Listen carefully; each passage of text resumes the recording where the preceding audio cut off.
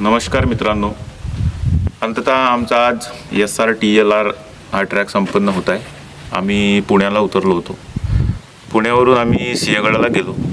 सिंहगडानंतर राजगडला गेलो. राजगडनंतर तोरण्याला गेलो आणि तोरण्यानंतर रायलिंग पठारावरून बोरठ्याच्या नाळेतून आम्ही खाली उतरलो. त्यानंतर तिथून रायगडासाठी वाटचाल केली आणि अंततः आम्ही आज जगदीश्वराच्या मंदिरात इथं बसून तुम्हाला या ट्रॅकविषयी माहिती देत आहे. हे बघू शकता, आमच्या बाजूला जगदीश्वराचे मंदिर आहे. तर आमच्या सह्याद्री हायकर्स या ग्रुपकडून सर्वांना अशी विनंती आहे की तुम्ही एकदा हे महाराजांचे गडकिल्ले, हे सगळे दरे डोंगर फिरून बघा.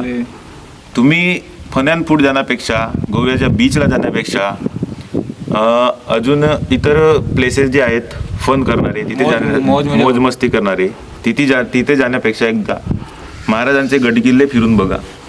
आणि स्पेशली मी यांना विनंती करतो, जे आपल्या विदर्भाचे, गोंदिया भंडारा जिल्ह्याचे जे लोक आहेत त्यांना मी स्पेशली विनंती करतो की एकदा तुम्ही फिरून बघा. एवढंच नाही तर इथे एक 100, हे कमीत कमी 100 किलोमीटर आहे पुण्यापासून.